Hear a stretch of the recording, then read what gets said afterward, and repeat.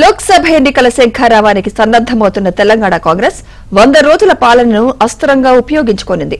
ఇదే అంశంతో రాష్ట్రంలో ప్రజలను ఓటు అడగాలని పార్టీ నిర్ణయించింది. 100 రోజుల్లో అమలు చేసిన పథకాలు, హామీలను ప్రజలకు వివరించి తమకు ఓటేయాలని కోరనుంది. రాష్ట్రంలో ప్రజాస్వామిక పాలన వచ్చిందని చెబుతున్న కాంగ్రెస్ దీన్ని ప్రధానంగా ప్రజల్లోకి తీసుకెళ్లనుంది. రంగారెడ్డి జిల్లా మహేశ్వరం మండలం తుక్కుగూడలో ఎన్నికల ప్రచారాన్ని ప్రారంభించనుంది.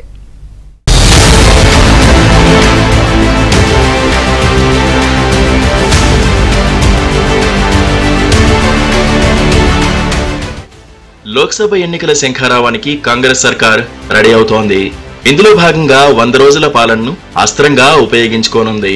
దీంతో ప్రజలను ఓట్లు అడగాలని హస్తం పార్టీ నిర్ణయించింది. 100 రోజుల్లో అమలు చేసిన పథకాలు, హామీలను ప్రజలకు వివరించి రాష్ట్రంలో ప్రజాస్వామిక పాలన వచ్చిందని చెబుతున్న కాంగ్రెస్ దీన్ని ప్రధానంగా ప్రజల్లోకి తీసుకెళ్లనుంది. రంగారెడ్డి జిల్లా మహేశ్వరంలోని తుక్కుగూడలో ఎన్నికల ప్రచారాన్ని ప్రారంభించనుంది.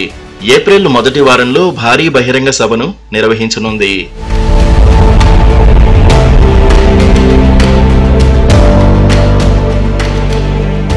గత 10 ఏళ్ల కాలంలో సాధారణ ప్రజలకు దరిదాపుల్లోనూ లేని ప్రగతి భవన్ ను మహాత్మా జ్యోతిబా పూలే ప్రజాభవన్ గా మార్చి ప్రజల సమస్యలను నేరుగా వినడంతో పాటు ప్రజాపాలనను పునరుద్ధరించామని ప్రజలకు వివరించనుంది. హామీలను అమలు చేస్తున్నామని ప్రజలకు వివరించడానికి వీలుగా కమిటీలు కూడా వేయనుంది. లోక్సభ, అసెంబ్లీ, బూత్ స్థాయిల్లో కమిటీలు వేసి ప్రతి ఇంటికి, ప్రతి ఓటరుకు 100 రోజుల పాలనను వివరించి ఓటు అడగాలని నిర్ణయించింది. ఇక బూత్ స్థాయిలో ప్రభావవంతంగా పనిచేసి కాంగ్రెస్ కు అత్యధికంగా ఓట్లు రాబట్టిన వారికి ఇందిరమ్మ కమిటీల్లో చోటు కల్పించనున్నట్లు సీఎం రేవంత్ రెడ్డి కూడా ప్రకటించారు. అంతేకాకుండా నామినేటెడ్ పదవుల్లో వారికి అవకాశం ఇస్తామని సంకేతాలిచ్చారు.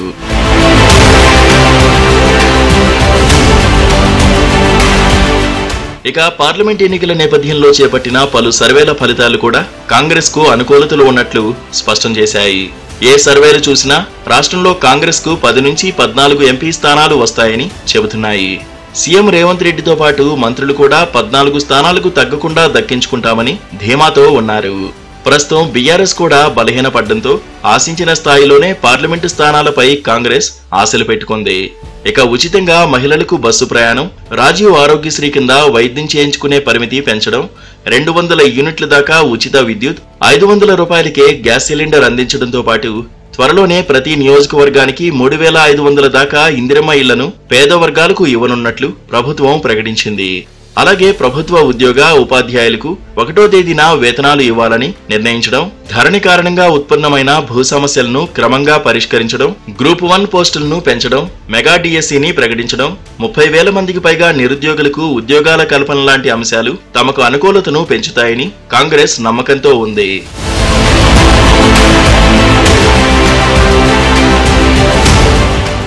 తెలంగాణ కాంగ్రెస్ కు తుక్కుగూడ ఎన్నికల సెంటిమెంట్ గా మారిపోయింది. లోక్సభ ఎన్నికల ప్రచారాన్ని ఇక్కడి నుంచే ఉధృతం చేయాలని నిర్ణయించింది. ఏప్రిల్ మొదటి వారంలో తుక్కుగూడలో భారీ బహిరంగ సభ నిర్వహణకు ప్లాన్ చేసిన కాంగ్రెస్ పార్టీ దానికి ఏఐసీసీ అధ్యక్షుడు మల్లికార్జున ఖర్గే, అగ్రనేత రాహుల్ గాంధీలను ఆహ్వానించింది.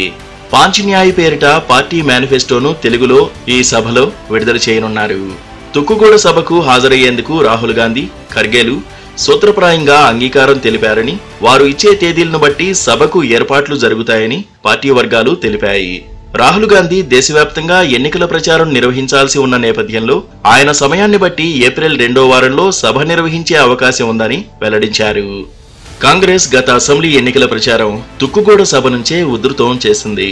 సిడబ్ల్యూసీ సమావేశాల ముగింపుగా సెప్టెంబర్ 17ను సందర్భంగా చేసుకుని తుక్కుగూడలో ఏర్పాటు చేసిన భారీ బహిరంగ సభలో ఏఐసీసీ అగ్రనేతలు సోనియా, రాహుల్, ఖర్గే తదితరులు అసెంబ్లీ ఎన్నికల శంఖారావాన్ని మోగించారు.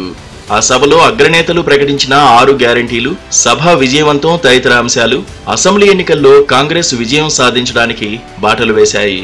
దీన్ని సెంటిమెంట్ గా తీసుకున్న సీఎం రేవంత్ రెడ్డి రాష్ట్రంలో లోక్సభ ఎన్నికల శంఖారావాన్ని తుక్కుగూడ సభ వేదికగానే మోగించాలని ప్లాన్ చేశారు.